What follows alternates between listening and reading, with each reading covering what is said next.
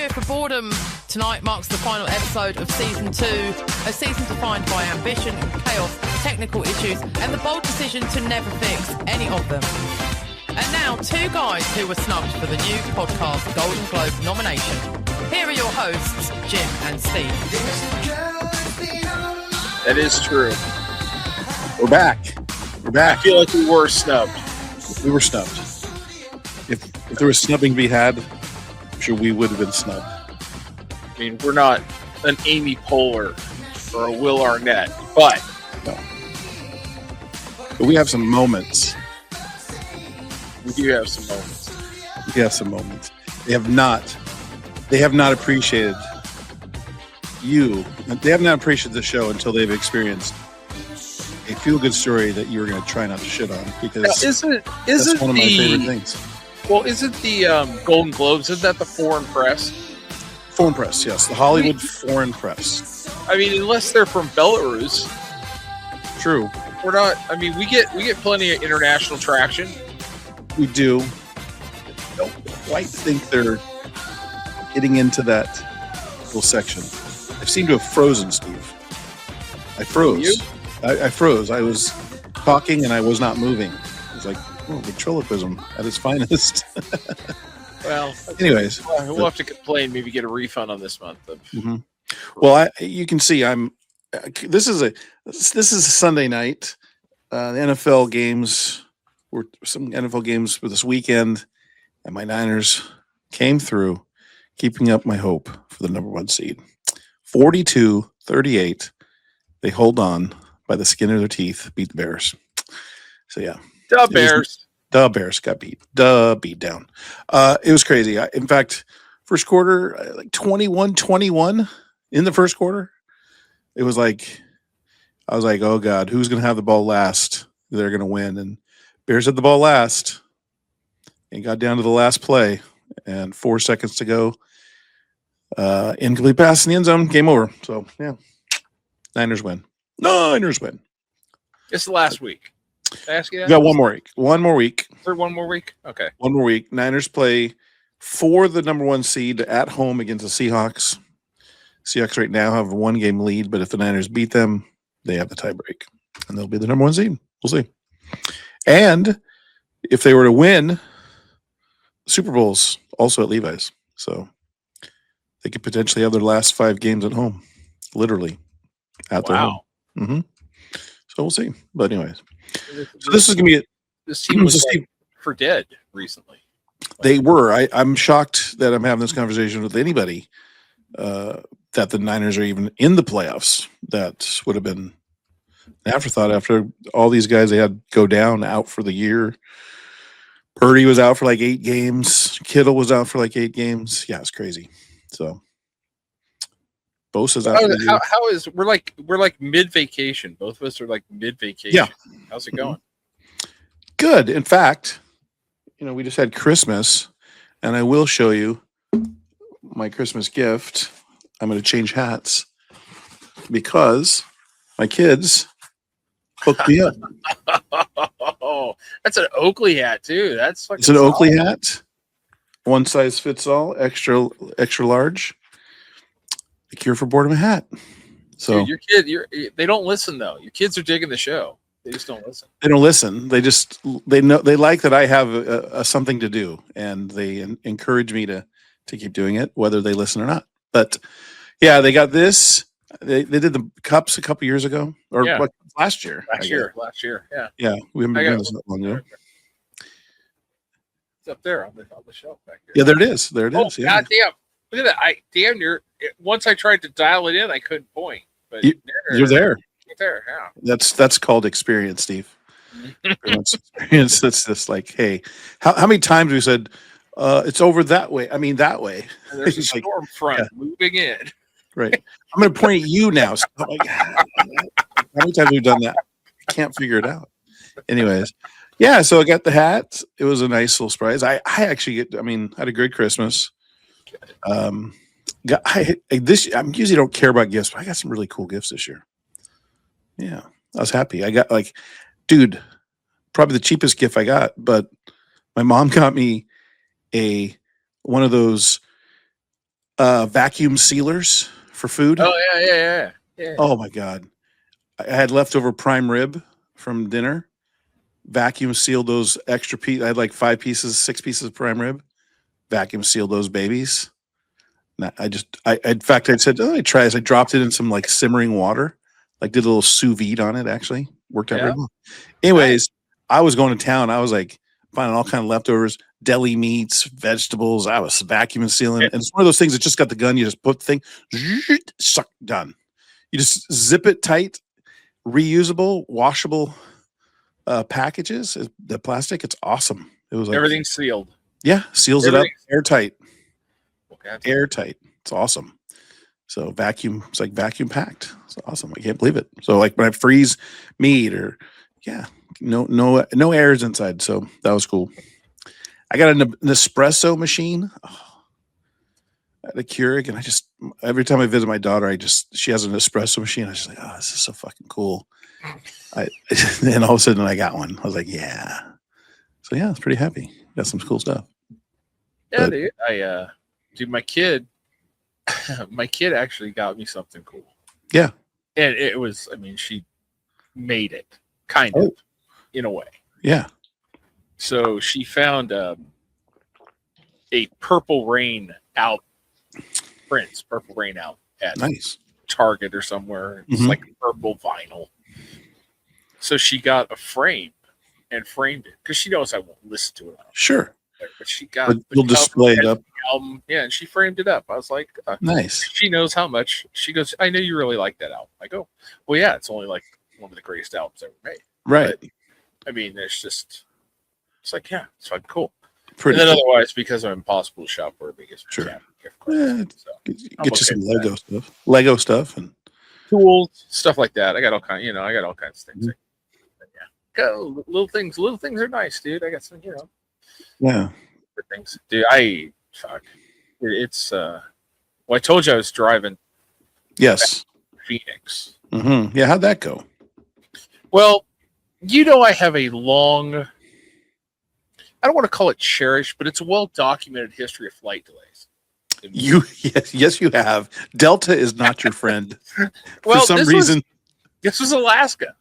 Alaska. Yeah. Oh, Alaskan Airlines. They've let Steve down. So yeah, we're on time to the airport. Everything's good. What time's the flight supposed to be out? Like 11 in the morning. Oh yeah, so it's like a piece of cake, right? Get through security. See one of the girls from the office in there going home. I'll tell you the story about the office Christmas party here. But anyway, so we get all loaded up in the plane. We're sitting there. And the captain comes on. He goes, we're going to have a slight delay here. I need maintenance to come check something out because we found a piece of metal in the cargo bay. That's when they were unloading the luggage from the last flight. And he goes, we're pretty sure it came off a piece of luggage, but we have to make sure. So we're going to get, the maintenance guys out of here. So I see the maintenance. And the sad thing is this Alaska, until they expand the airport, Alaska is, they don't use jetways out there. So you actually have to walk outside. At least it wasn't snowing or anything, but then you have to walk outside. Right? Uh-huh. So I could see these guys out the window coming up the ramp, walking down through the tarmac while coming up the ramp. Mm-hmm. And as soon as they go in the cockpit and grab the maintenance log, I went, oh, fuck, here we go. I've been through this. Yeah, when they grab the big fucking leather-bound, enriched mahogany maintenance book, I know I'm in trouble. Documentation is happening. Yeah. So anyway, 2 hours later, we're still sitting there. The guy goes, we could deplane you, but then we have to go through. It's probably better off we just keep you here. And I'm thinking, oh, fucking Christ, here we go. So this is 2 hours in. They said we're just going to keep you here. 2 hours in, we're still on the ground, still sitting there. And then finally he comes back and he goes, okay, we're ready to go. We're just going to get clearance, blah, blah, blah. He says, we had to get Alaska Engineering involved and the FAA involved to clear off this maintenance. Whoa. So I guess it's better than the cargo door opening during flight. I mean, well, they had to dispose of the dead body one way or another. Sure. It take time to do that. Absolutely. Clean the blood. I mean, some of those guys were the guy found, he had the gun that had just the blue on it. Those are blanks. So it was not a real danger. Dude, So we get to Phoenix Mm-hmm. and we land and we're sitting on the ground. And well, because we're 2 hours late and the plane should have been in, loaded, gone. Well, there's a plane in our spot. So we had to sit there for another half hour waiting for the plane that was in our spot to leave. And then we get off the plane. So now I have to go find the vehicle. And I have pictures. I have the level that it's on. And I'm on the wrong side of the airport. So I got to take a train. Where's the key at? I have the key in my So you have the key? You have the remote? Beep, beep, beep. Yeah, I got the little thing. Yeah. So it's level 5 space D9. Okay. All right. No big. Find the parking garage, go up to level 5, walk out, find D 820. Okay, great. Look to my 820 spot. Yeah, it's D 820. And you go to D9? D9. That's almost 800 spaces, Steve. It's a long way. It's a long. So I look to my left and it's like 21. I look to my right, it's 19. Okay, walking this way. And I'm getting close to the end. Like that I can see like the end of the thing. And I get to the end and it's number 100. And I'm like, where's first 99 at? Where's fucking 9? So now I'm pissed. Now I'm fucking walking through. You know, they have those little like beautiful little glass kiosks where the elevators are. Yeah. You know, in park. Yeah. So I'm walking through, I'm just cutting through this area. And there I see the map. And I'm like, okay, where's 1 through 99 are in the center. Like by where you would go up and down. So I'm like, okay. All right. So I find the car. I get out. I'm late. So now it's like $33 to park there. I don't know how the car. So I'm gone. I'm out. I'm leaving. Mm-hmm. Past the last Whataburger. Missed it. Just start going. Just start hauling the mail. Fucking gone. And off. And I made it to St. George about 11:30. My fastest trip ever to Vegas. I did not even stop. In and out? Nothing. Just gone. Went through. Hi, Vegas. Bye, Vegas. Matter of fact, I take that back. I stopped in Mesquite. So I did actually set foot. Stopped in Nevada. Okay. Yeah. I spent the night, got up about 8 in the morning, and got back on the road. Hit the rain, hit the cold, came back. Made it back on the Sunday. Made pretty good time, but all I'm just stewing on is the last 2 hours I lost in my life. But I actually discovered something in a hotel room in St. George, Utah. But I'll cover that later because I got a bunch of stuff for you later. Okay. On what I saw in St. George. But it's funny, talking about weather, we had some wacky weather in Sac. It was, I don't know, I was up early. I was like 7:30 or something, 8 o'clock or so. The rain starts, and it's not normal rain. This is like unrelenting flood-like rain. I mean, it was pouring so hard, and it would go for like 20 minutes, an hour of, 20 minutes, half an hour of just pouring rain. It would let up and still keep raining, and then just kept going for like 3 to 4 hours. It was nonstop. I mean, just torrential downpours. I don't think I've ever seen it like that in Sac. It was crazy. The backyard flooded as fast as flood. Like the whole patio is underwater. It was like, holy shit. It was just like came so fast. I've never seen it. So, and then it probably kept storming all day until almost 9 o'clock at night, just off and on, just pouring. Yeah, it's crazy. It's really weird. I don't even remember last time it rained on Christmas Day. It's like 60 degrees here on Christmas Day. Wow. It's fucking ridiculous. Today it was like 30, but that's what I mean. Just like, damn. Yeah, no, we got. Yeah, like I said, we're in the middle of. We had our office Christmas party. Right? Oh yeah, that's right. I remember you telling me about that. We I mean, it was fine. We went to Bardnay, which is a restaurant downtown. Okay. That has they're a distillery. Okay. So they make their own whiskey, they make their own vodka, they make their own gin, they make their own spirits, basically. Mm-hmm. So the funny thing is they have to sell it to the state liquor store and then they have to buy it back, even though they make it. Interesting. So you can buy their stuff anywhere. Mm-hmm. So, I mean, there were probably, I think, 10 of us at dinner.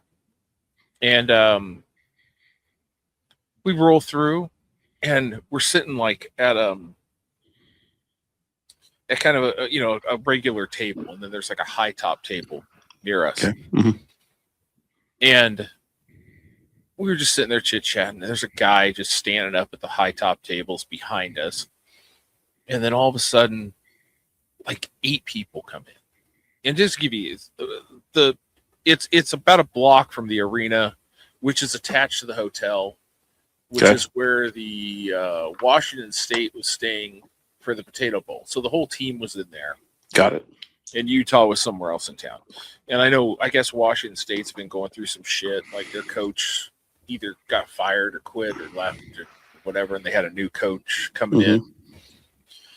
So they're sitting there in the restaurant, and this group of people comes in, about 8 people, and they like go, oh my God. And then they walk around our table and then right behind our group to get to this guy that's standing there. And they start taking pictures with this guy. And everybody's like, who the fuck is this guy? And we kind of look, and he's got a white Washington State Cougars Nike jacket on. It's Ryan Leaf. No. Sorry. It's the new coach. Oh, the new coach. So who the fuck is he? Isn't coaching the game, but these guys looked him up and they go, so he's been so he's there. He's not there to coach yet because he probably doesn't start till his contract doesn't start till next year. Got it. Okay. And according to people we knew, that they didn't even ask him to do stuff for the bowl game. No interviews, no press, no nothing, because it wasn't his deal. Yeah. But I have never in my life seen a guy so desperate to want to be noticed. Oh, he's standing up in a white thing under like the only roof light in the place. So there's like a spotlight on him. And we don't know who the fuck he is, but he was so excited when these people noticed who the fuck he was. And I'm going, God, what a desperate man. That's funny. And he was so excited. So yeah, big break. Well, then we go over, we have a suite for the hockey game. Oh. So we walk over, and so we have to go, when you go, it's weird because the arena is attached to a hotel. Okay. The suites are technically in the hotel. So you go through the hotel lobby, you go up, you go up to the suites in the hotel. Yeah. And then there's a way to get in the arena, but it's a little bit weird. So we go up there, and Washington State's team spread is up there that's open till like 4 a.m. They got this great spread up there. We're just sitting there looking around.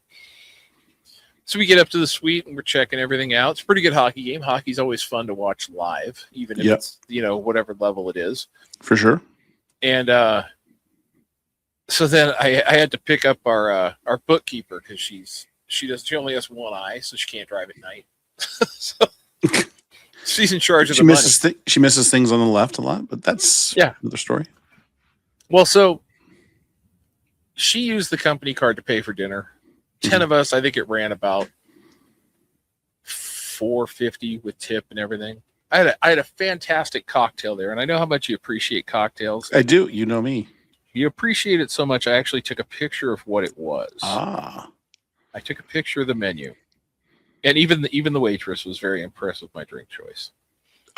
Oh, yeah. She goes, it's called the Dude Abides. The Dude Abides. Is it a White Russian?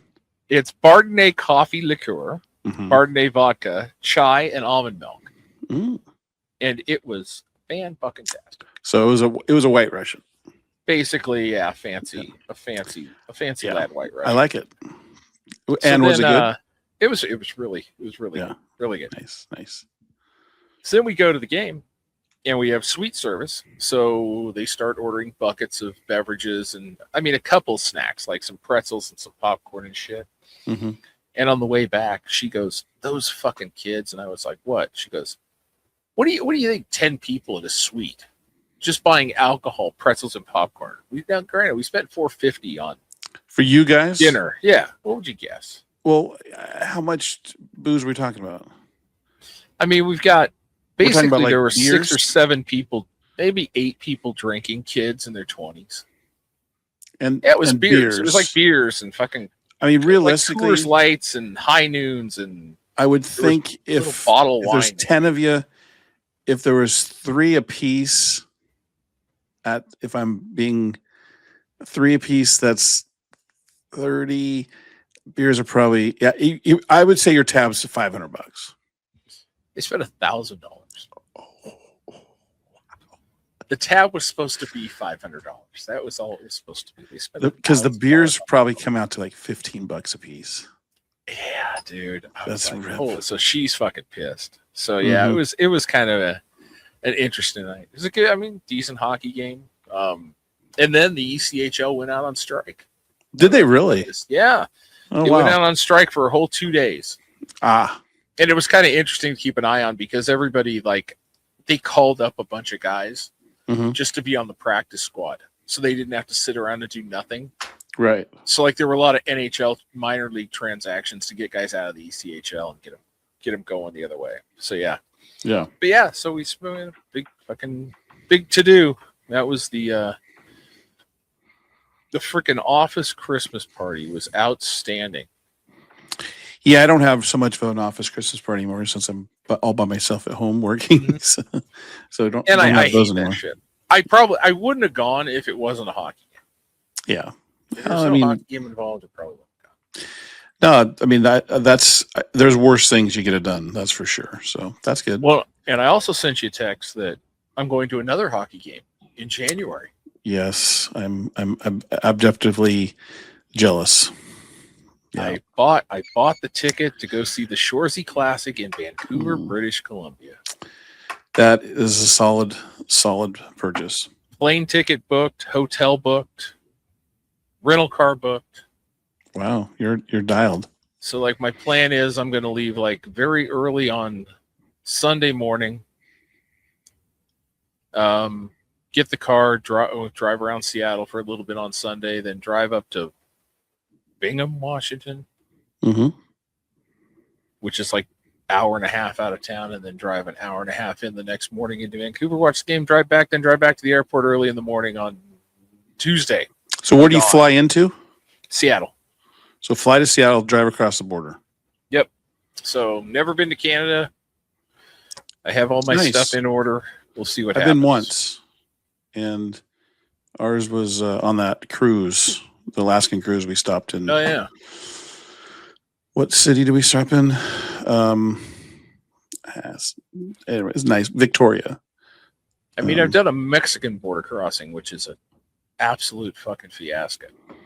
I'll bet you it's pretty smooth. Although they are going to give you a little side eye. American coming into Canada? Hmm? Well, I think my first stop is going to be Tim Hortons. Give me some Timbits. You got to get to Tim Hortons for sure. Yeah. That's I mean, obviously you've never been to Canada. You've probably never been to Tim Hortons, but I hear they're phenomenal. Yeah, and I'm trying to think of all the Canadian things I can do. So I'm thinking about getting some ketchup chips, like we had talked about. Ketchup chips, or get the ones the all flavor chip they do though.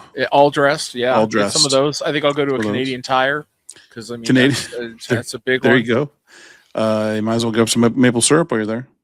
Yeah, Yeah. we'll see. I mean, the whole And- day is basically it's all Canada all the time. And make sure when you buy your case make sure you buy bottled beer just in case there's a mouse.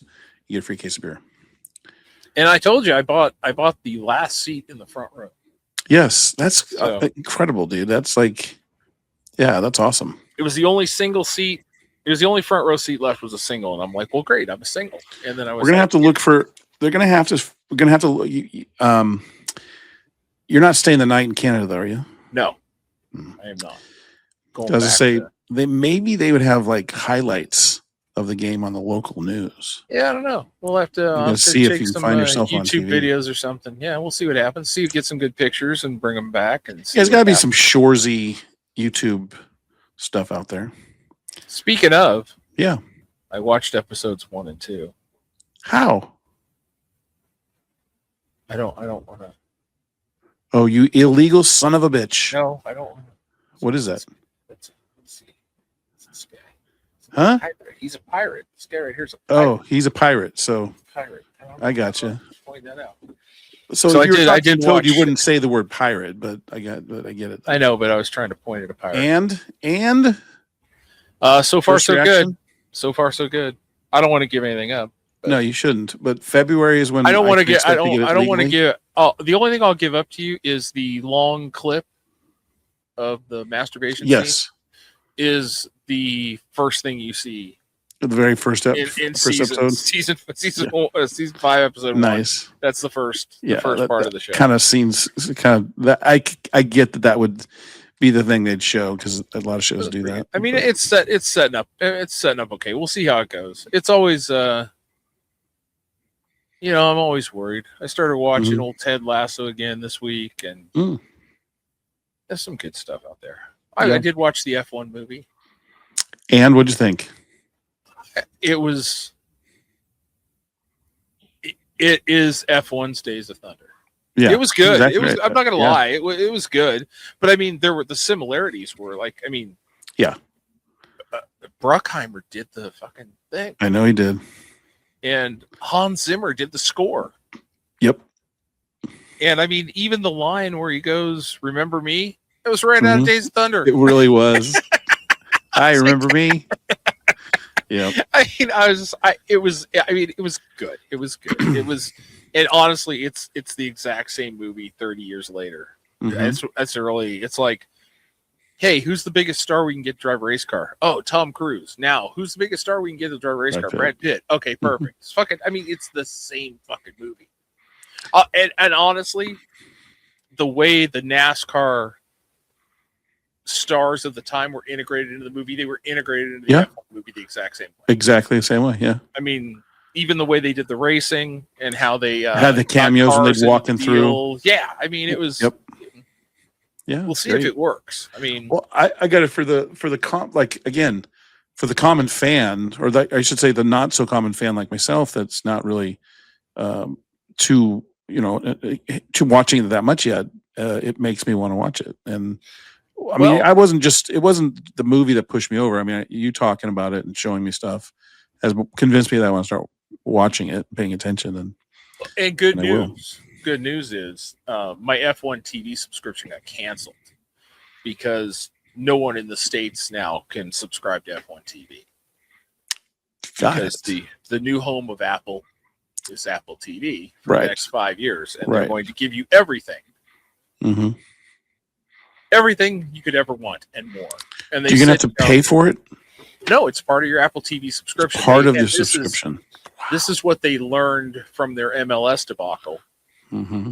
And I've seen a couple videos on it. It's kind of interesting. I think like Apple has it through 2030 here in the U.S. Nice.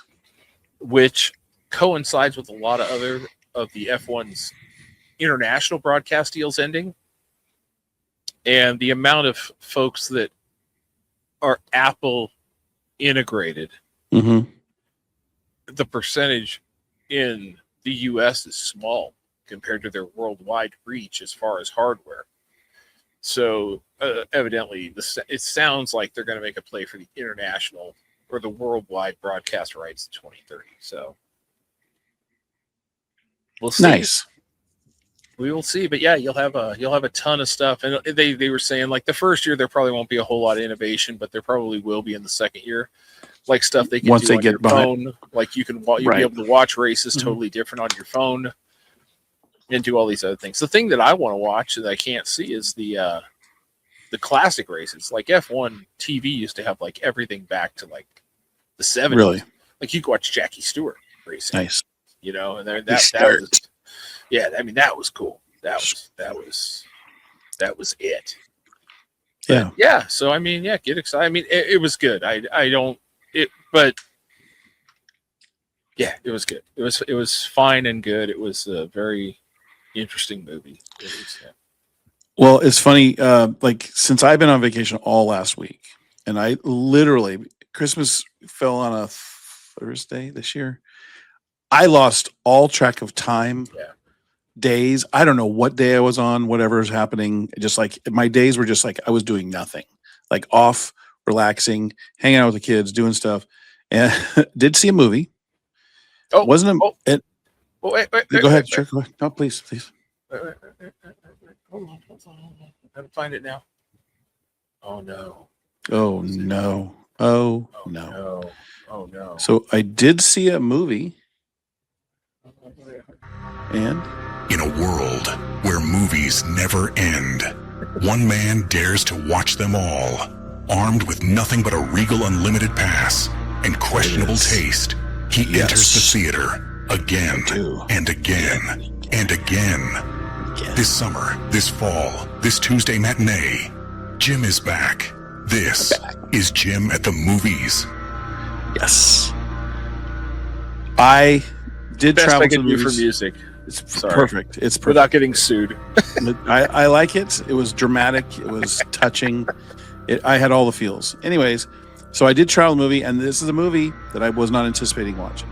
It's not a movie that I would actually pay money for. Luckily, I have the subscription to the Regal Pass, so it didn't cost me anything. My kids had to pay their way because my kids, I'm for free. You can pay for your own shit. I paid for the. Did you walk it? Yeah, I got a pass. I got a pass, ass munch. Anyways, so I said, yeah, you guys can buy your own tickets since I paid for the freaking Korean barbecue that before. That was like, wow. Korean barbecue, not cheap. Free barbecue. Nothing. Excellent. But excellent. It's like, dude, do you want meat, Steve? Do you want all you can eat meat? Do you want all you can eat meat that you get to grill your own self? This is the place for you to go if you want meat and more meat. Every kind of meat, they got it. Oh, it's fantastic. Anyways, I digress. So I would never, ever have paid for this. We went and watched the SpongeBob movie. Oh, God. Yeah. Anyways, Steve, not gonna lie, there are times I've watched SpongeBob on the TV, and kids will be watching when they're younger, and I'd be walking in, and there's some funny parts, and there were some funny parts, but goddamn, it's a SpongeBob movie. It's exactly what it was like. It was like it's an extra long. In fact, I've seen the first SpongeBob movie, and it's essentially as we walked out, the kids went, "It's the same movie. It's the same thing." That's what it was. So, if I was, on a 1 to 10 spatula scale, I'm going to give it like 4 spatulas because Patrick made me chuckle a few times. He wore a thong. Accidentally, he was wearing a eye patch and it slipped down. It went down and covered his genitals and then went up his butt. So it's kind of funny. I guess I don't know. But yeah, so that was my experience at the movies this week. I am going to plan to see a few movies this coming week. I've off all week, so I will be reporting in with a few movie reviews coming up. So All right. Well, yeah. I actually have a video for you it. do have a video, okay? I saw this video and I found it interesting, and it's old, and it's you remember, how we always talk about how there's no new ideas and how movies. Yes, yes. So we have a video of Matt Damon explains why they don't make movies like they used to. Oh, I think I've seen this.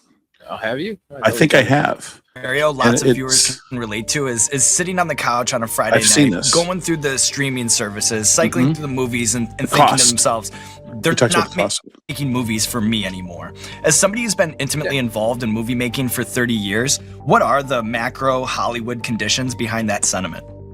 Well, so what happened was the DVD was a huge part of our business, of our revenue stream, and technology has just made that obsolete.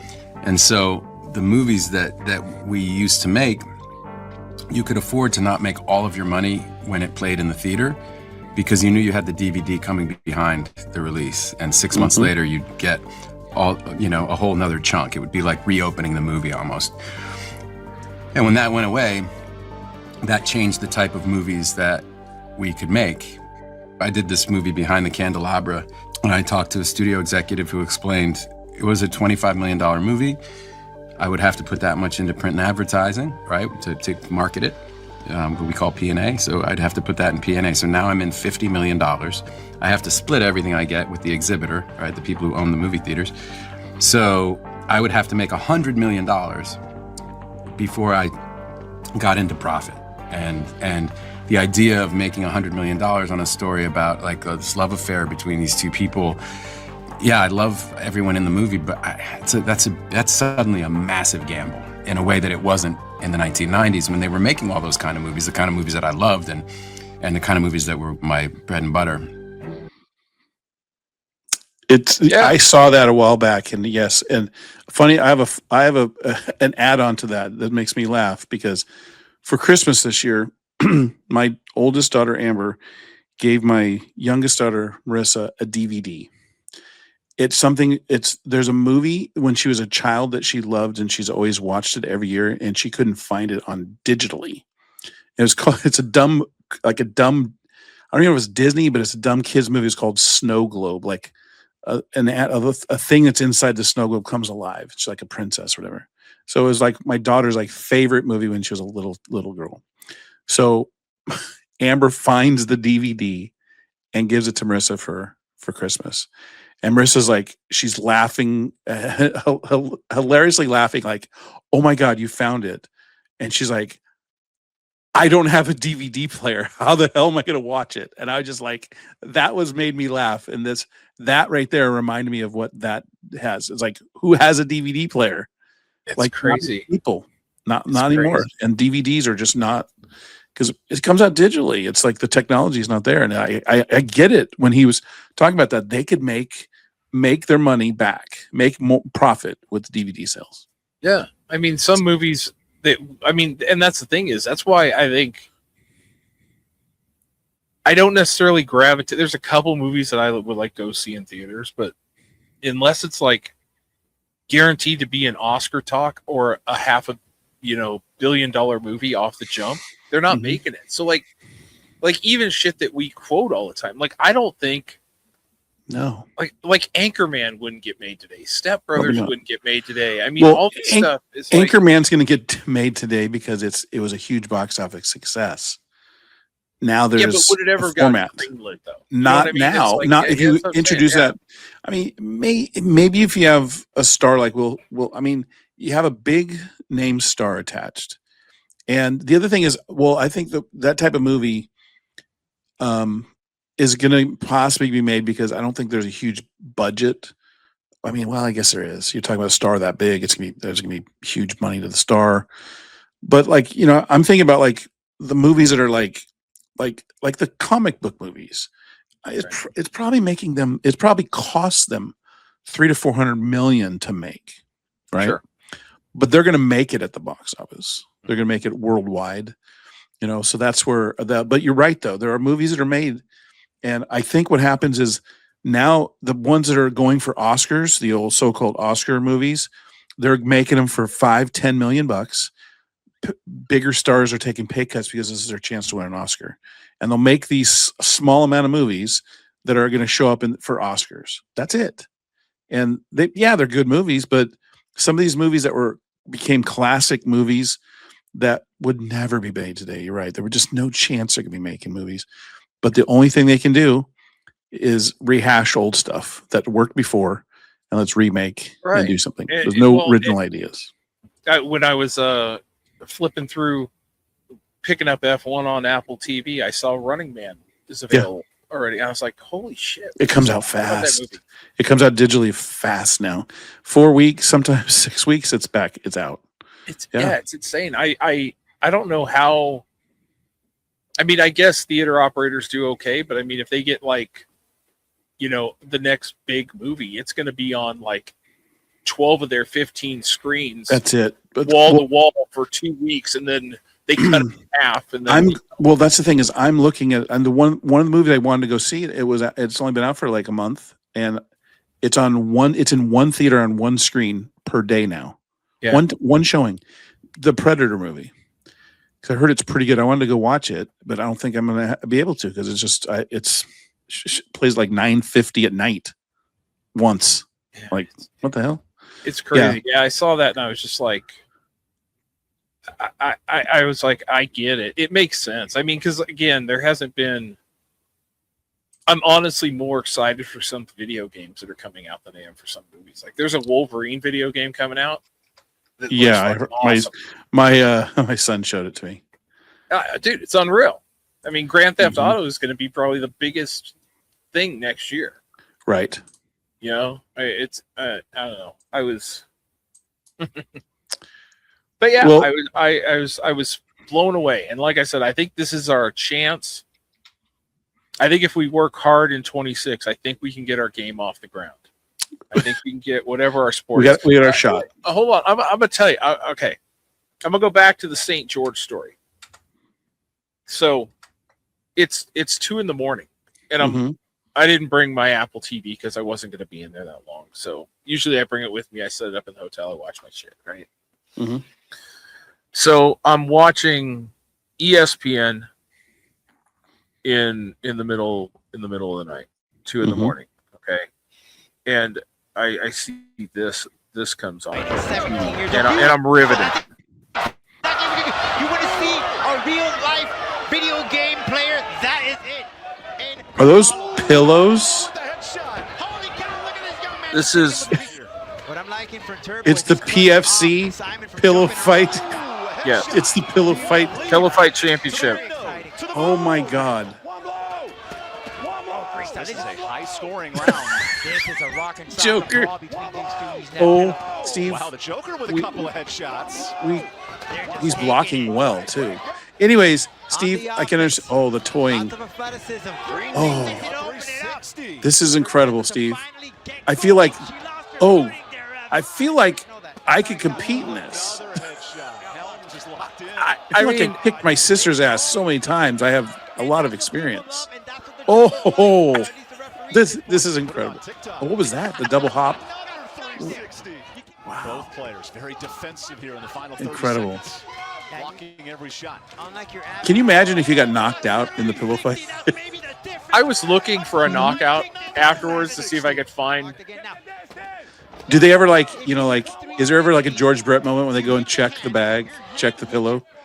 I've seen a guy lose a bag.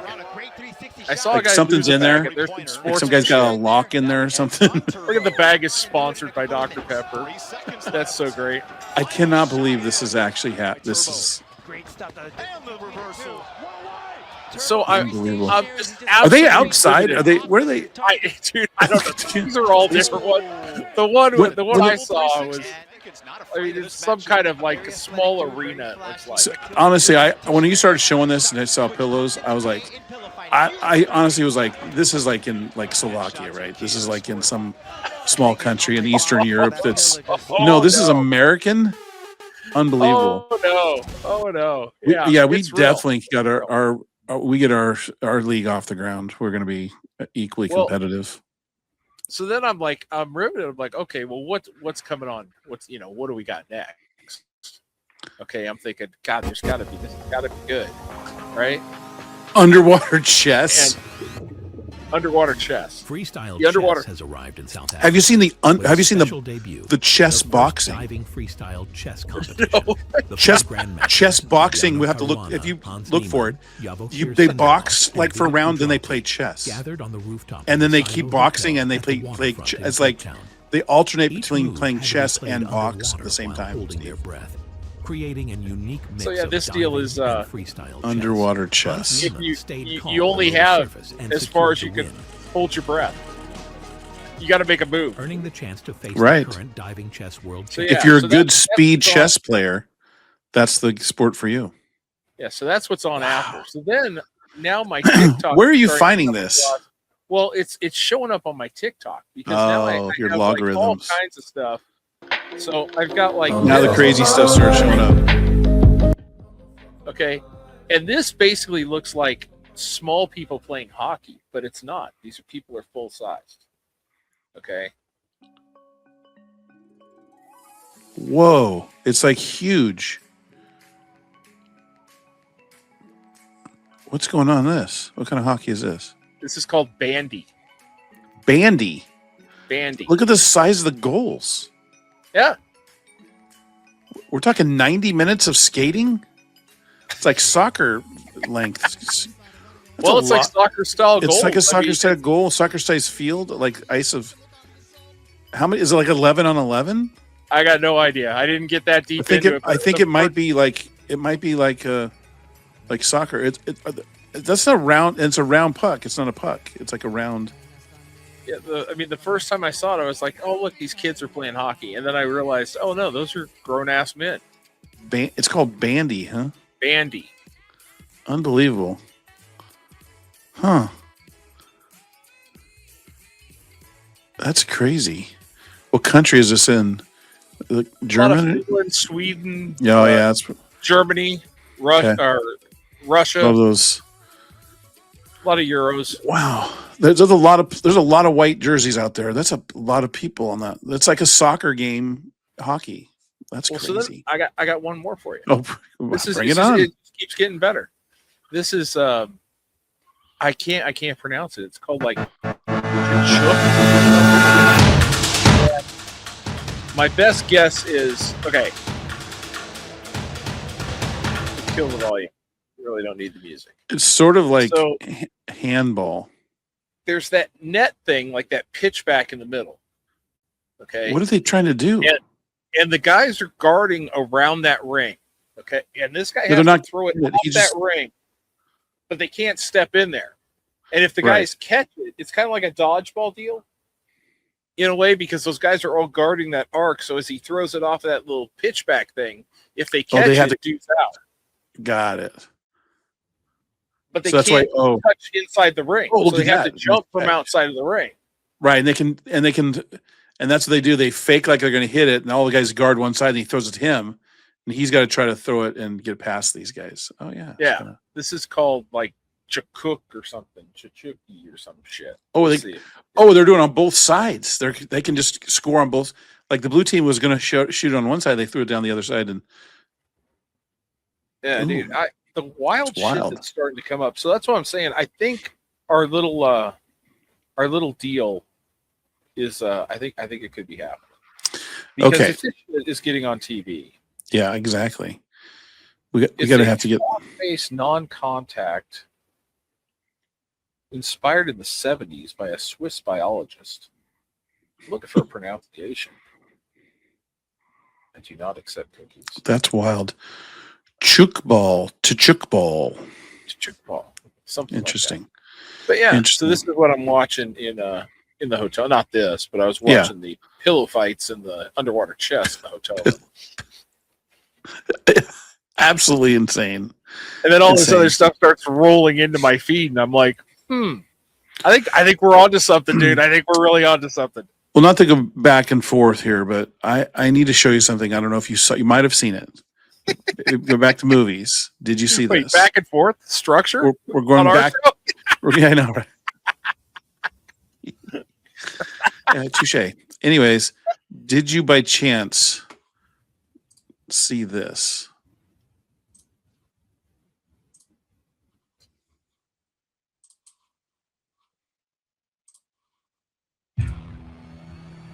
There's only one gentleman. I saw the pictures. Yeah, he is one of a kind. Football wouldn't be football without him. I have no idea where we are, who we are, where we're coming from, or who we're throwing to. Very interesting.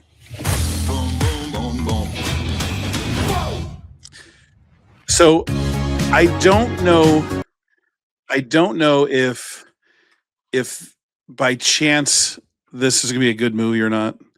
And I've always thought Nicolas Cage's voice doesn't seem quite there, but Christian Bale is Al Davis. I think it's going to be awesome, dude.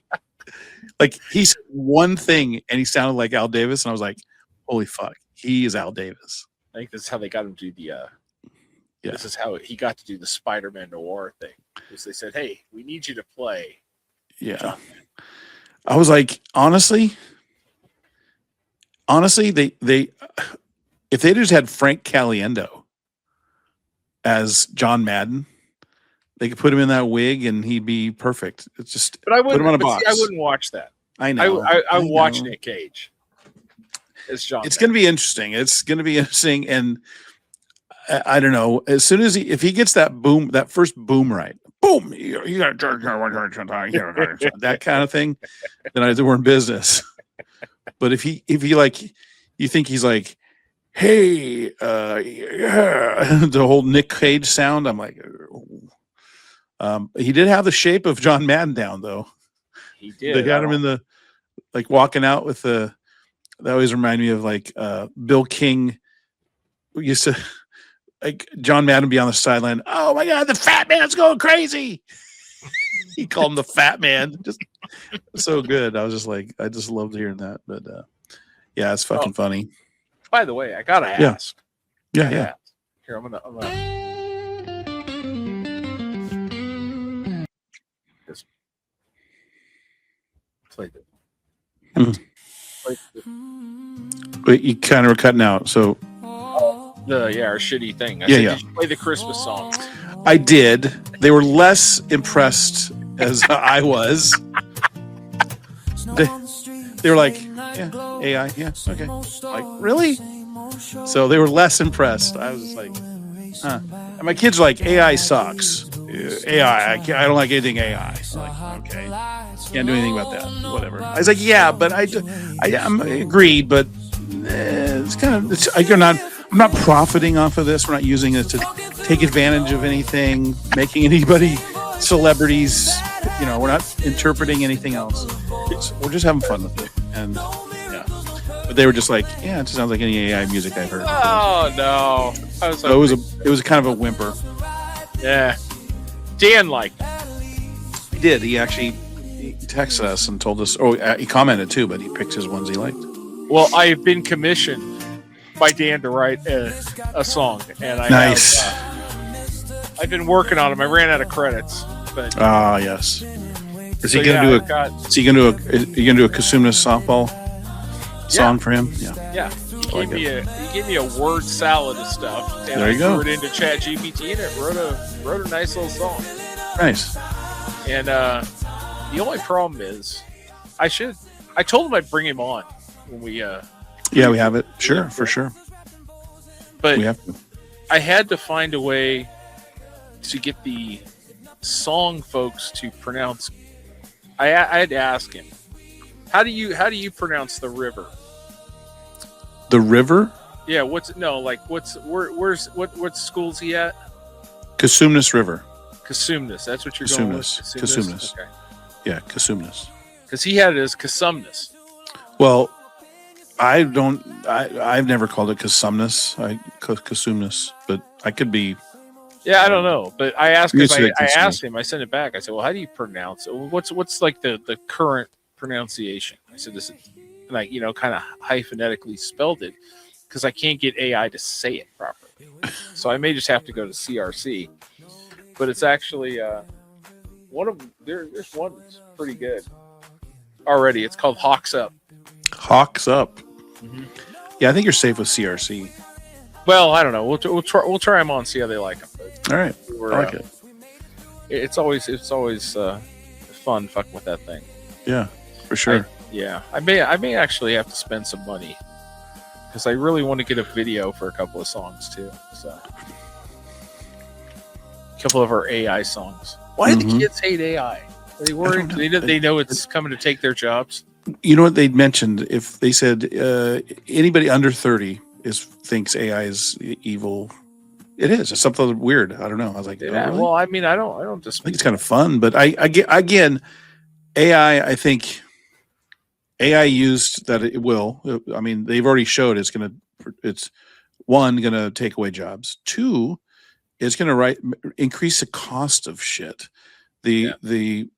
Everything's going to start getting more expensive because one, it takes, like we talked about, the amount of memory it needs now, and the amount of electricity it's going to require. So what's going to happen? More electricity you use, the rates are going to cost. So they're going to go up. So there's those are the negative things about it. And really AI it's not going to make our lives so much easier that it's so much benefit to it. It's just, I don't know. I think they think there's nothing enough positive for AI that it's worth investing time or money. So I don't know. They're not paying attention to it, which is, I think, the one thing the younger crowds are probably right on. A lot of other stuff, they're fucking morons. Like, again, these young kids are talking about 6, 7, and fuck off with that. But they're probably right about the AI. I don't dispute that. I mean, some of the things that they find funny too. That's the other thing is, I don't get the humor like I've seen my kids, they watch some YouTube channels and they try to get me watch it. There's a couple things I've watched, they're funny, but they're watching stuff that I do like it is humorless. And the things that I find funny, they don't find funny. So it's the age gap has there's a discrepancy. And there's something weird that I don't understand. It's like, and it's interesting because my kid, as I introduce her to things that I like, she finds them humorous and sees the humor in them. Okay, and then there's things that she shows me and things that she watches that I just don't get. Right, and I think that's the same thing with my kids. There's like my son. Actually, no, my son, he's even younger. His sense of humor and my sense of humor, they don't jive. But my daughters do have a sense of humor that's kind of on par with some of the things that I like and they like, and some of the things like we appreciate watching Brooklyn Nine-Nine, New Girl. They got me to watch New Girl, loved it. Superstore. So those kind of humor, those type of things, they really liked, and I enjoyed watching those as well. And some of the things I would never probably have checked out, and they got me to watch. Like I haven't watched, and I think I'm gonna go watch New Girl from the start, because I've seen 50 episodes, but any given rhyme or reason, like walking in the room that's on, I watch it. And then she was home and she's like, "You want to put on New Girl?" I'm all, "Sure." My mom watched it. My mom was actually laughing. She's like, "When was this on?" I was like 8 years ago. It was on for like 7 seasons. And she's like, "I never even knew about this." And then we left and she watched like 3 more episodes. So I was like, yeah, it's on my continue watching. As a matter of fact, I just watched the Taylor Swift episode.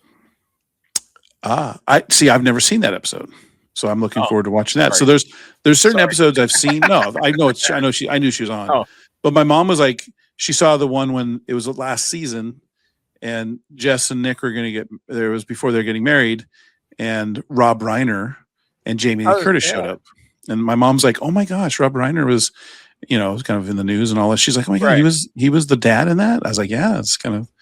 She's like, "He was really good in it." And I said, "Yeah, he was a good actor too." I mean, but yeah, it was funny. It was like, and again, I want to rewatch Brooklyn Nine-Nine again. It's been a while since I've watched it. It's a great show. There's so many little things. And see, we got onto the topic of like internet people, right? Okay, and then we were talking about, and the only reason we actually had this conversation is because I would not remember her name otherwise. Is Lily Singh?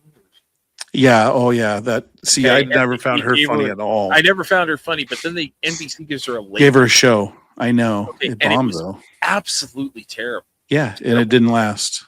But my kid was like, "Oh yeah, she was pretty funny on YouTube at once," and I went, "I've never seen her on YouTube. I just know that's where she came from, and she was not funny on that show at all."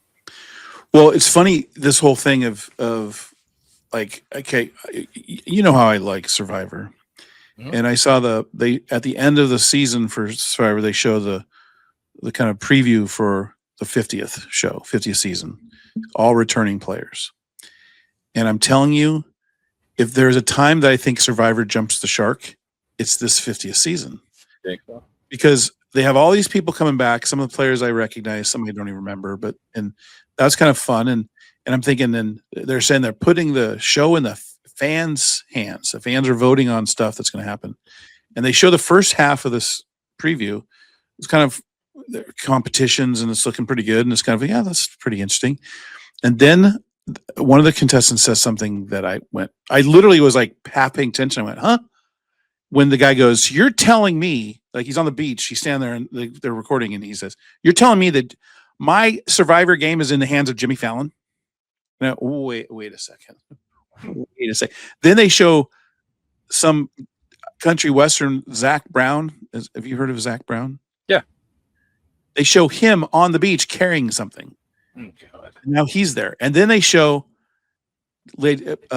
Survivor contestants. He says, "I give you Mr. Beast." Here comes Mr. Beast. And he's going to open up the suitcase. He's got something to give away. And I'm like, wait a second. So now they're trying to do they're doing all the stuff. Oh, fuck. Stuff popular with the kids. And Mr. Beast, fine. I know he's giving away a lot of money, but why are we having Mr. Beast on Survivor? I don't want all this extra bullshit. People showing up. Jimmy Fallon is going to show up on Survivor. Like, fuck that. Fuck that. I was just like, no. So I'm like, very like, I'm not looking forward to that. So I don't know what's going to happen. I did see something on Survivor the other day that I thought was interesting. So do you realize that Survivor actually had a contestant on it during its run that was born in the 1920s? Wow.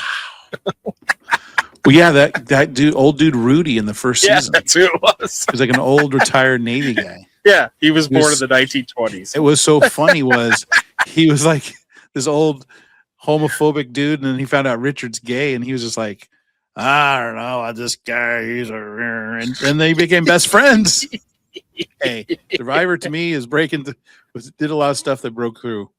It's a lot of that stuff is really good until, I mean, I think when it's on that long, you're bound to have. I know, and I hate to shit on the kids, but I watch these people now, and they're like students of the game. Students of the game. Fucking Moneyball. They try and Moneyball fucking Survivor, dude. And they're all trying to do. They're trying to again. And Proops is always talking about we need to be include. Like we need to be. We have to reinvent ourselves. So we have to. They try new things. Some things have worked. They've admitted some things worked, some things didn't work. And, again, the whole thing was, they've kind of changed with the times and what's appropriate and what's not, and how they, again, they had their first trans person on the show, and then they had somebody that didn't use pronouns, and it's like Jeff had to like, somebody wrote a nasty letter, so Jeff had to change up instead of saying, hey guys, come on in. They had to stop saying guys. Okay, fine. It's just like, I get it. It's like, but yeah, it's just, it was a lot. And it's, again, the show stopped. I think the show stopped what it was, kind of just a competition that was kind of fun and just, hey, let's fucking battle it out and winner take all. But now it's kind of like, oh, we got to be sensitive to everybody's needs. And again, I can understand where it comes from, and I get it, but they're changing up the game enough that's like, and I think this happens when you have a show that's on this long. When you're dealing with the public, they're showing up on the show. It's not like character driven. It's a reality programming that has to change because times change. I get it. Yeah. But see, and that's kind of why I still gravitate towards The Amazing Race, because there is like, they've almost turned Survivor into a set piece. It doesn't move around. It doesn't. It's one place. There's nothing that's involved. They can change the games up, but essentially they're now reusing the same games they've done in the past. It's just kind of the same thing. And you can only hide an idol so many places and make it hard, because now these people know how to fucking find an idol. Now they have to. You find a clue to find the idol. It's like you can't even find the idol now when you find search for it. Well, now, I mean, these guys don't even wait for the clue. They just go off on their own and just start digging holes in the ground. It's like, okay, there's a lot of, Amazing Race, you can take them wherever you want. True. Take them wherever you want. Take them down whatever fucking path. And the only thing they don't do, they don't do anymore that I really liked was like, you could fucking find your own fucking flight. Yeah. Like they have set, there's only like, there's 2 flights or there's 1 flight. Everybody has to get on the flight. And if you miss it, then whatever. But the old days was like, everybody got the flight.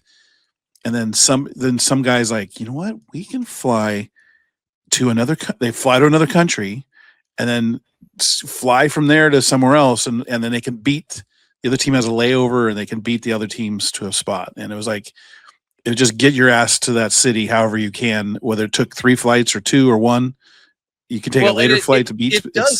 It kind of does the same thing as Survivor. I mean, granted, Survivor's kind of an enclosed deal, but when you take their phones away, and they can't get directions and they can't do anything, and they're dependent upon language, a piece of paper and language barriers.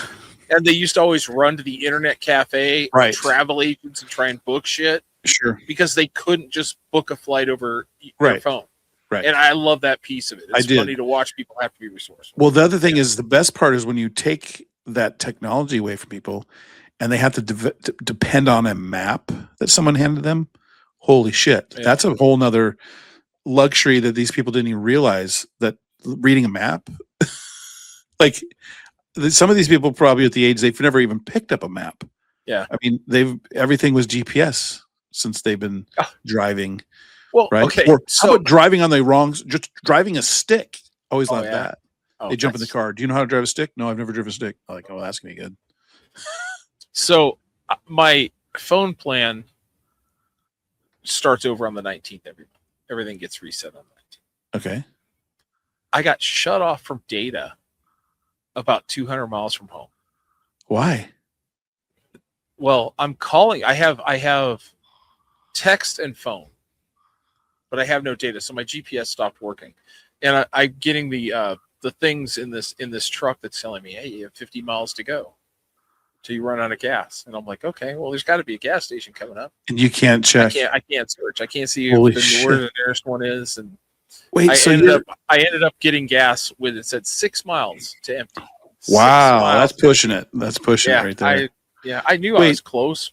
Why? So why is your data running out? Well, so I called them, and they said, well, you only have 2.5 gigs of data a month. Who do you have? I said, it's unlimited. Right. Well, they go, yeah, but after 2.5 gigs, if it's busy, we can throttle it. I said, I'm out in the middle of nowhere on the freeway. I said, it's not busy out here. I'm not like in downtown LA and you go, oh yeah, we got to throttle you a little bit. Mm-hmm. I go, throttle and turn off are two entirely different things. Right. And I go, and if I'm not mistaken, yeah, if it's, I can handle slow. Yeah. So you're telling me, yes, you ran through 4 gigs of data today. And I ran my GPS and I listened to a great podcast the whole way back called The Cure for Boredom. Yeah. Mondays at 12 a.m. Yeah, no. So they shut me off. And then so I'm calling the tech guys and it's pouring down rain and we get disconnected. I tell them the whole thing. They call me back. I don't fucking answer. I don't want to deal with this shit anymore. I know where I am now. I got gas. I'm done with it. So the guy leaves me a message and gives me the it's a one-time courtesy. Oh, yes. How nice of you guys. God damn. I said, first of all, I think your numbers are wrong because, you know what? Sometimes I get the message that says, hey, you're not going to get your kickback this month because you've gone over the 2.5 gigs or whatever. But it's usually like on the 16th or 17th when there's a couple days left. And it's never I don't think I've ever been throttled. Who's your service with? T-Mobile. I've got a very old plan. And honestly, because then we go into on the phone, it's like, well, the guy starts trying to upsell me on a new plan that gives me more data. And I'm thinking, is this the scam you're running? Mm-hmm. Call technical support. Yep. This is the scam you're trying to run on me. And I'm like, throttle you to this. I'm not doing this. So yeah, I thought that was because you're talking about GPS, and I'm like, I knew where I was at that point. I wasn't real worried about it, but right. I do like to know when I'm driving, like, God, how far am I from the next turn? You know what I mean? Right. It says, in 340 miles, make a right. It's like, that's okay, funny. Great. Yeah. So I was like, And I mean, it's not like I'm looking to see how do you run through 4 gigs of data. Mm-hmm. And it says it's like watching 40 hours of video. And I'm going, okay. It means I would have had to start running video from the time my bill reset up until now. Right. And I'm not running video. I'm running GPS through a CarPlay. It's like, you guys are out of your fucking mind. Yeah, I'm kind of curious how much, because I've never had that happen, and I watch a lot of video on my phone, and because my kids are on all three of my kids. Yeah, but a lot of times at home you're on Wi-Fi. True. Yeah, you're right. So I mean, that's most of the time my phone is on Wi-Fi, whether it's at work or I'm at home. But to actually sit there and burn through that much in that shorter time, I thought was ridiculous. You guys are counting wrong. So I have 20 days left in my bill cycle from the 19th, December 19th to January 18th. So I have 20 days left. I've used 7.36 gigabytes of my unlimited data. Yeah. I mean, I have unlimited data. Mm-hmm. So don't tell me. Yeah, I don't know. Know where my cutoff. I have Verizon, so I don't know. I've never had that happen. Yeah, they want me off my plan very badly, and I thought maybe it was a ploy to get me off my plan because they loved. You run into those guys at Costco and Whole Deal, and they're always like, yeah, you know what? Hey, how much you paying a month for your phone plan? And I always tell them, buddy, you can't beat it. Mm-hmm. No, let me try. I said I got 4 lines. Okay, I said I pay $120. Yeah, but what's your? It's unlimited data. Oh yeah, dude, you're right. What are you on a grandfathered plan? Yep. I'm on a similar grandfathered plan, but mine is $180 for 4. Yeah, see, I don't know, it's like $40 a line, and I got buy 3 get 1 free, so I have 4 lines for basically the price of 3, whatever. Mm-hmm. And well, I know we're coming up on the end of days for us, end of the show anyway. Mm-hmm. But we kind of glossed over, dude, that Rob Reiner story. Yeah. Kind of fucking wild. Started at Conan O'Brien's party. I know, the night before. Yeah, I guess he kind of went nuts and was acting very. You got into a fight with Will Forte? No, Bill Hader. Bill Hader, okay. So I guess he was walking around like he was like, as they got there, because it was Rob Reiner and his wife and his son. Now the kid's been in and out of rehab a bunch. He's got a lot of problems. Yeah. And mental health problems and drug problems anyway. So they said he introduced people, and he introduced some of the people to his son when they were there, and everything was kind of fine at the beginning. But then after a while, he started walking up to people and going, "Are you famous?" Like, to people that are there. And these people are like, it got a little weird. And he did it to Bill Hader, and Bill Hader's like tried to like just kind of brush it off, and he kept on it. And it made it very awkward, I guess. And it kind of made a scene. And that's when, I guess, they got him out of there. They kind of had him removed anyways. Wow. Yeah, so he was having all kind of problem. Then all of a sudden, they must have went home, and he went nuts. And it just fucking crazy. I mean, it's a crazy thing. It just like, yeah. And then it was like Brentwood. And I was like, oh, yeah, that's where OJ. Yeah. Killed. Like, well, then I see what Billy Crystal and Larry David were outside. Yeah, they were, because they lived right, like a bunch of people lived like that. Yeah. I guess that little stretch, couple blocks, literally like 20 famous people. Like they're all like it's like upscale. So and it's like Crystal lives around the corner, but they were all like Conan's. I don't know if Conan's in that area, but Conan, they're all real friendly, and yeah. Fucking insane, dude. I was just like, and then you got to do the old, hear him talk about Rob Reiner and just think of his filmography. Oh yeah, of the movies he directed. Holy shit, dude! Like, okay, Spinal Tap was his first, but then it's like, then you got Sleepless in Seattle, Misery. What was it? There's like 7 or 8 like major hits. Like legit hits. And it was like, fuck, dude. And yeah, I mean, he was fucking really a great director, and it's like, it's fucking shitty way to go out. I mean, fuck. Well, and I was watching the coverage live that night. Mm. You know, because YouTube, I'm watching the deal. Mm-hmm. And my kid goes, "Oh, that name sounds familiar." And I go, "He played Jess's dad on New Girl." That's exactly what I said. And she goes, "Oh, okay, I know who he is." I said, "Yeah," but yeah. I mean, it's weird. Like you can't go, "Oh yeah, he played Meathead on all." Right, no one's gonna know that. Right, in the 70s. But you take it to there, and you go, "He was Jess's dad, New Girl." He's like, "Oh, he was funny." Yeah. Yeah. No, I mean, his filmography though was like there's not a lot of directors. I mean, your Spielbergs, your De Niro, or your Scorsese's and stuff, but this guy, he had like, I mean, I'm actually, I'm gonna pull it up right now. He had like legitimately, like, okay, he had Spinal Tap. He did Stand By Me, fucking great movie. The Princess Bride, fucking great movie. Harry Met Sally. Misery, A Few Good Men, The Wolf of Wall Street and Sleepless in Seattle. I mean, arguably two of the best romantic comedies ever made. Like, he did 2 Stephen King movies that were, Misery was great. Stand By Me, awesome. I mean, that fucking dude, that's an impressive piece of work. I mean, really. So, yeah, but yeah, it sucks. Sucks. I mean, that's, yeah. Anyways. Well, then we had, you may or may not know, but probably heard that Greg Biffle was in a plane crash. Greg Biffle? No. Greg Biffle, NASCAR driver. Oh, yeah, I remember. Did he die? Was he killed? He died. Yeah, him and his wife and his 2 kids were all on a private jet that crashed in oh man, North Carolina right around Christmas. Had what a shame. Pilot, co-pilot, another person on there. They tried to make it back to the airport. It was like an uncontrolled airport, so like there was no tower or anything there.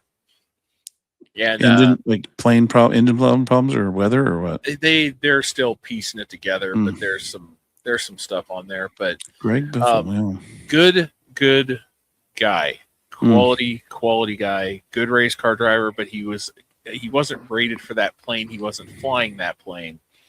But he's a guy that took his helicopter and, as a private citizen during the hurricane in North Carolina a couple years ago, was bringing supplies in on his own personal helicopter on his own dime.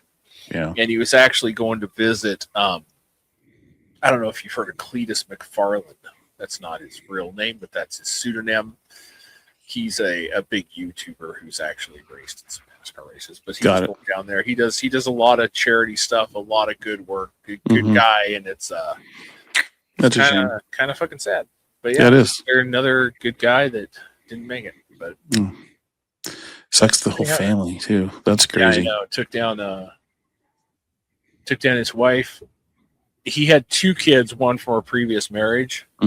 So his ex-wife's daughter was in it too, which sucks because now she's just left. Yeah. Broken. So yeah, we end on a high note tonight. You got anything else? Yeah, exactly. Anybody else die while on our watch? Sort of. No. Play it out, dude. Okay. Well, we talked next week. Next week, yeah, be a best of. We'll recap 2025. Our highs, our lows, because we're not officially there yet. We're not to the end. Yep. You know how this shit goes. We got a couple days left. Anything can happen. You never know. It is. I'm looking forward to talking about like recap and talking about all the stuff we had. You gotta have to do top 10 lists soon. One of our list shows. Yeah, probably you'll have to recap the fantasy football year next week. Yes, I can just a little get it out there and tell you that officially our season has an official winner, and it was wire to wire. Mr. Dan Crum and the Fast Pass defeated Clark and the Wahoo Nature Boy. I don't know what the score ended up being today. Final score 130. Oh no, he had 131.88 to 94.58. I was Steve, and for all you out there, I know pins and needles. You and I head to head last week. I won 120 to 113.42 for you. I won the consolation bracket, and I advanced to the consolation final for 5th place, and I defeated Joey. It was Joey and I battling for 5th place. Going into, he's got Puka Nakua going, and I've got a 65-point lead. So unless Puka Nakua scores 7 touchdowns, I think I got the 5th place championship game wrapped up. And I'll have to do it. I went on like Wednesday and looked, and it said no game, and I went yes. Well, it's funny. So you and I played after we lost the first round of the playoffs. We're out. Then we played each other, and then we played. The winner of us was going to play Joey because Joey was the other team that lost that week. So we were in the playing for 5th place. So last week Joey doesn't play anybody, and so you and I played. He had a bye for the Constellation Championship. So this is what's absolutely the worst part of that is that the last week's let me find it. Where is it at? So last week's record game, he had a bye. So you and I played 120 to 113.42. He scored 174.96 points, but was playing nobody. Oh my god! Yeah, he had huge points. And I did notice I had a game, and then I realized, now that you say it, I was playing you, and then I didn't have a running back. I had to pick up a running back just to start a lineup that didn't have a 0.0. Right. He literally had he started in his 175 point game. One of his players didn't even score points. Oh wow! Because he got hurt. It was Devontae Adams, got 0 points. He didn't even start a kicker. Oh no, he did have a kicker. Kicker got 6 points. He had Jared Goff had 26.46 points. Puka Nacua had 46.5 points. He had Ashton and Price Genty 31.8 points, and 2 other guys had over 20. It's like wrong week. Anyways, congrats to Dan. Dan's a big winner. Wire to wire. Winner.